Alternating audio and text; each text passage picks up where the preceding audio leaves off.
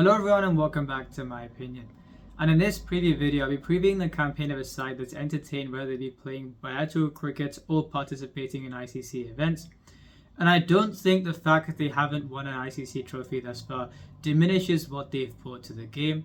They're my second favourite team, and if India don't win the competition this time around, I want this team to win it, and this is South Africa. Looking at this squad, well, most of the first choice players have made it. Two absences, I think, slightly reduced the potency in the bowling attack, and those two absences being Anrich Nortje and Sisanda Magala. On Anrich Nortje, we've seen what he brings to the table, a terrifying bowler to face, bowls at express pace and can bowl in all three phases of the innings. And looking at the seamers in the side in his absence, I don't think even a Kahisa Rabada bowling at his best can fill the void that Anrich Nortje's absence leaves in the side. And on the best Yorker bowler in South Africa, Sisanda Magala, I first thought he was injured, and some new information has come through which makes the situation slightly confusing, and I'll get to that in the next part of this video. In terms of batting options, 7 frontline batsmen for them in this squad, and I don't think they could have picked in terms of the players who are doing well for them. I think these are the 7 that you expected them to pick, and you've got some more rounders there as well. So I think it looks okay, but I think you've got to contextualize the fact that this team playing so well in South Africa is a completely different thing to how they will go in India. And the next part of this video, I think, will make that apparent. Regarding how I think their 11 should go, I've gone Quinton de Kock and Temba Bavuma to open the batting, with Rashi Pandidison at 3 and Aiden Markham at 4. David Miller at 5, Heinrich Klaassen at 6, Marco Jansen at 7, Gerard Kutsi at number 8, Keshav Maharaj at 9, Kahisa Rabada at 10, and Tabriz Shamsi at number 11. So it looks a decent side there. And starting off from the top, and a short opening combination in Quinton de Kock and Temba Bavuma. And on the captain himself, he's been in scintillating form this year in ODIs. In 10 innings, he's averaged almost 80 with 2 50s and 3 centuries to his name. And in terms of what he brings to the table, he's averaged around 50 in his format even from before, but he hadn't been a consistent member of the side then. And one situation that he more often than not has prospered is playing in the home test. You saw it last year when India toured, but South Africa had lost the first game and they had to win the next two. Well, they won the next two in the end. And that was partly because of the contributions Bavuma gave in the mid-order, where he scored some silky half centuries and other very good cameos. And in the ODI series to follow, him and Raji Pandidison scored very good centuries to guide South Africa to a very good score on a slow power track. It was going to be tough for India to chase that down. They ultimately fell short. So it's good to see that he's found himself a role that he's reveling in this format. And with how good of his form has been leading up into this World Cup, I think he's best placed to do well again. And like I said in this competition, and like I said in my previous 3 videos, the top 4 setting the foundation is key in this form, in this part of the world, and when you're batting in this format to get success. And with the way Bavuma goes, I think he's the perfect player to open the batting. And along with him, you've got a Quinton de Kock, who this year he's averaged 34 across 10 innings and has got 1 half century. I'm not saying he's out of form by any means. I think he's not been able to convert the starts that he's got off to a lot of the time, and he'll be playing his last few ODI games in this competition before he retires from this one. He retired from Test last year after the first Test against India. And he's been a great in this format of the game, and he's been a contemporary player. I think in every format, in all 3 formats of the game, I think especially retiring from Test as well was a huge loss. You saw him counter-attack. You've seen him counter-attacking from number 7, and that's helped South Africa a lot of the time. And he will be missed, I think, but I think he should use this tournament to do something special for his country, and I'm sure he will do. Even though he hasn't been able to convert a lot of the starts up till now this year, I think with how good his record is opening the batting in ODIs, and I think how well you back him to do whichever part of the world he bats in, I think you've got a very good opening combination there. At number 3, you've got Rashi Pandidison, who averaged 79 in ODIs in 2022. When he's played 7 games in a calendar year or more in this format, he's averaged no less than 57. However, this year, he scored a century and a 50, but across 11 innings, he's averaged close to 32.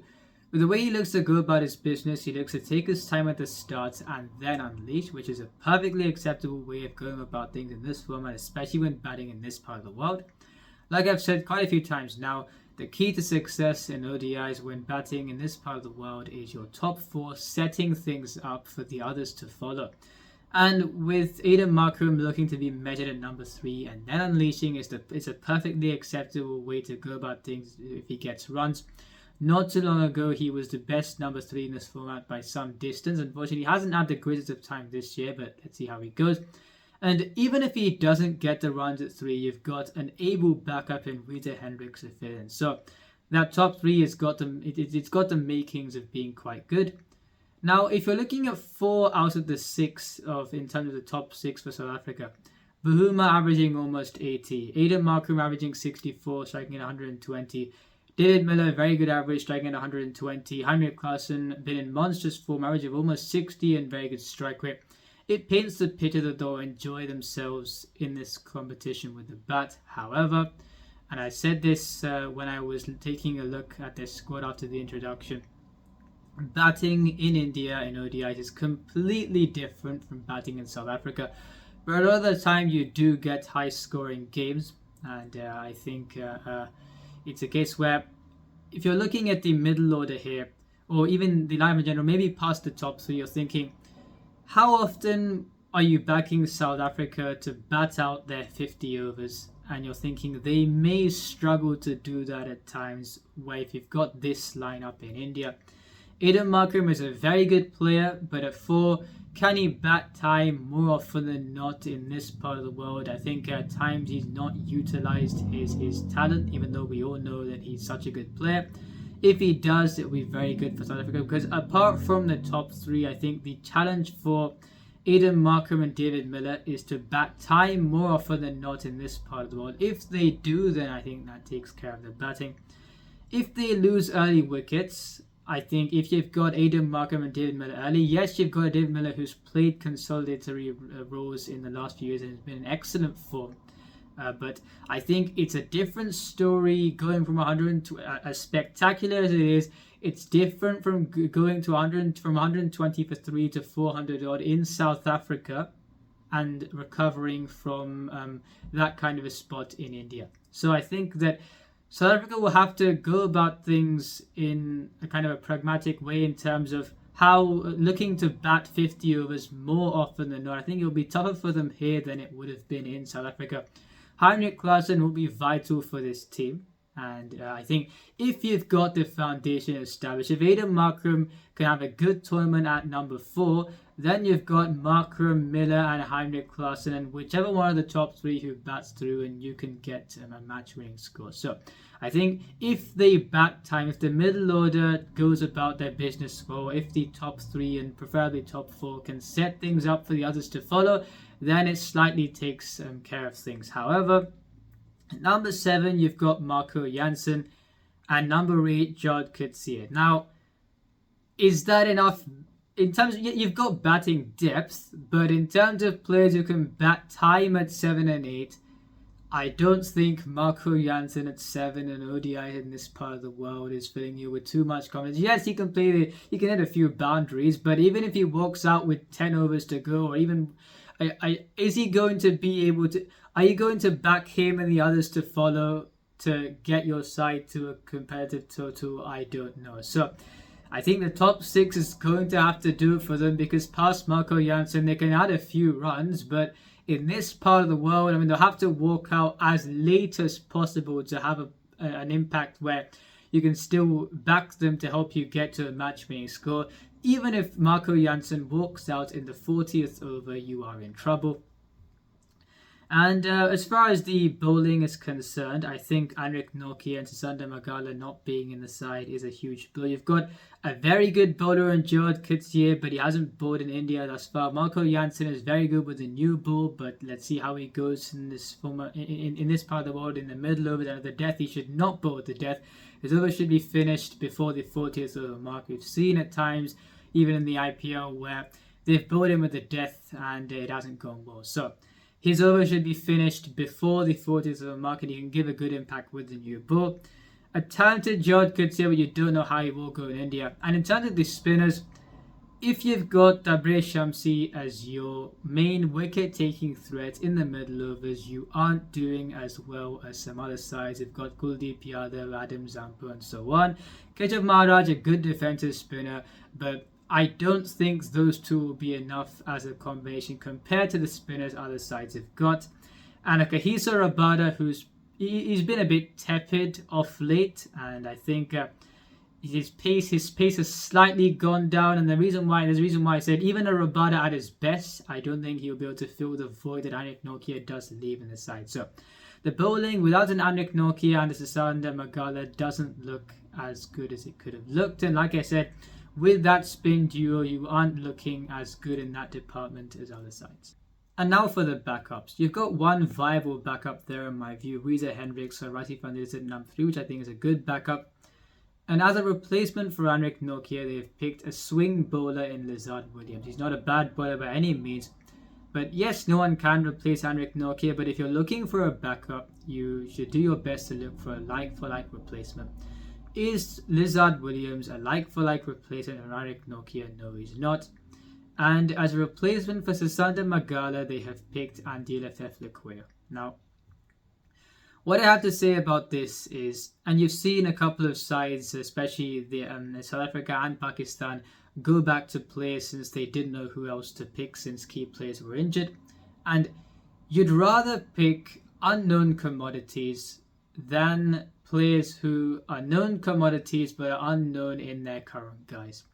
And unfortunately, that is the category that Andile Feflequer fits into. I remember in about 2018, where South Africa at that point had a record where they never lost a pink ODI. So the one game where they wore pink clothing during their home season, an ODI game. They've done ridiculous things playing in those games, and it was a case where India were looking good to win that game. It was a rain-affected game. And after a no-ball reprieve of the bowling of Jasvinder Chahal, both Andile Feflequer and David Miller guided their team home to a win, and that record was preserved until they lost to Pakistan the following year. So then he was winning you games, Andile Feflequer, when he was bowling at around 135 kph as well. Unfortunately, now he's not bowling that quickly, and you don't know what strength he does provide in terms of batting or bowling to the side. If you're looking at who he can play instead of here, the only player who he could play instead of is Marco Jansen at the all-rounder slot. And if you've got to play Feflequer ahead of Marco Jansen, then you think things aren't looking too good for you in all due respect. And I'll get on to the point where I think not only him, but there have been a few players who have been tactically mismanaged in the South African setup, in the international setup, and you've got especially a couple of retirements where you wouldn't have thought there was any logic behind those in other scenarios, but I think in this case, especially considering some of the selections and piecing things together, you could understand why those calls were made. And on Lungi Ngidi, I think he would fill the role of being a death blow on the side. Who is he a backup for? Is he a backup for Marco Jansen with a new ball? No, he's not. Is he a backup for a Jod Kutsi and a Kagiso Rabada who can bowl with a new ball out of the death? No, he's not. Would you play Lungi Ngidi ahead of either of those two right now? No, you wouldn't. Would you think you could play him ahead of Marco Jansen? No, you don't. And I think if you do, then the batting depth would go even worse off than it is. And he's not a new ball bowler like Marco Jansen is. And I think that I think it's a case where he can bowl to death, yes, but is he an outright backup for any of the three seamers? No, he isn't. And I just think you saw him in 2018 when he entered the scene, when he took over death bowling duties for Dwayne Bravo in the IPL that year and helped CSK win the title. Is that bowler the same bowler now? Unfortunately, no. And what I don't get is he tried all these slower balls, even against New Zealand today. He's tried them and they played those deliveries with these. He isn't using the skills that he's got, unfortunately. He's in the side, he can bowl to death, yes, but I don't think as of now he gets into the side. And I think in his current guise, with him not using his skills, then I think South Africa may have a bit of a 50-50 backup there. I don't think it's all that great, especially if you're looking for him to replace the main three seamers.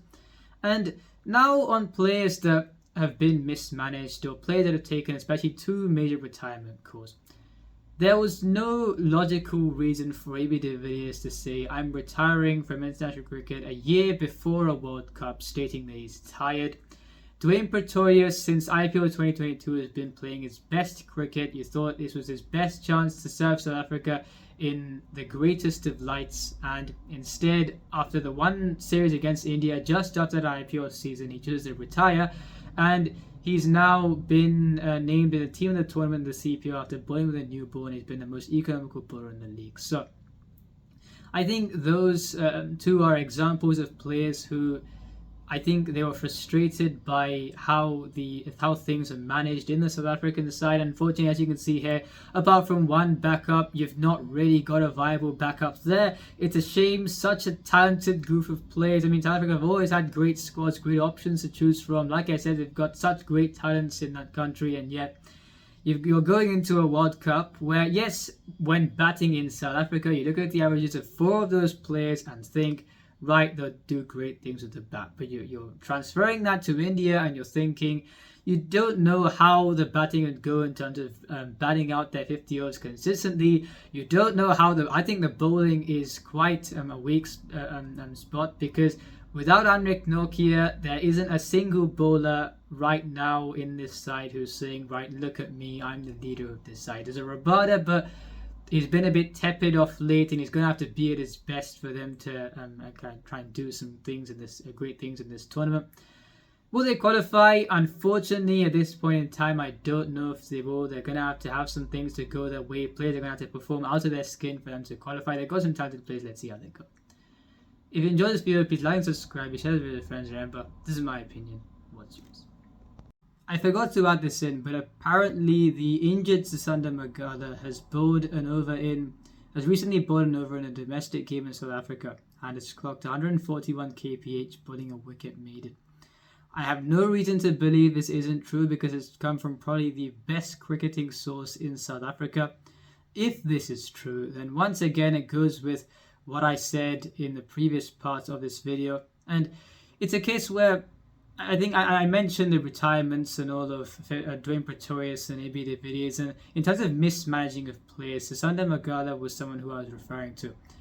I think this is because of the stigma that a few players suffer, the very obvious stigma that is going around, and I think a few countries have realized that certain players who they didn't really prioritize before have got some great things to offer in the international side, and for some reason, South Africa don't seem to understand the value of Sisanda Magala, the best Yorker bowler in South Africa, and him batting at 8 in this side. I think it would have improved things quite a lot, and instead you've picked someone who isn't a like-for-like replacement by any means. So if he isn't injured, I think it really isn't a great situation if you drop someone of his quality.